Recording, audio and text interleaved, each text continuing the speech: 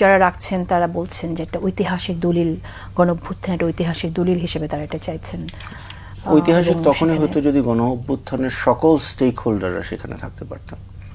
আমি তো যেটা বললাম যে ফোরামে তারা জুলাই সনদের কথা মানে আলাপ আলোচনা করছেন, ওনারা লিখবেন, ওনারা একটা কিছু সাইন করে দেবেন এবং আমাদের সবাইকে সেটা মেনে নিতে হবে, এই আকাঙ্ক্ষাটা কেন?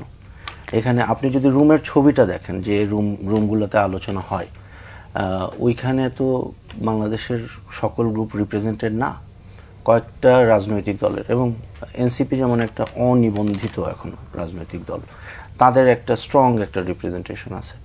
অন্য রাজনৈতিক দল যেগুলো অনিবন্ধিত তাদের আছে কিনা সেটাও তো দেখতে হবে। তো এইখানে আমি মনে করি না যে এইরকম একটা পিপলস ডিক্লারেটিভ সনদ, যেটা এইরকম একটা ডিক্লারেশন, যেটা এইরকম কিছু মানে ওই ফরেন সার্ভিস কমিশনের একটা মানে শীতাতপ নিয়ন্ত্রিত কক্ষে বসে আমরা এটা প্রডিউস করে ফেলবো, এটা একটা মানে ভ্রান্ত ধারণা, এবং আমি মনে করি এটা খুবই খারাপ হবে দেশের।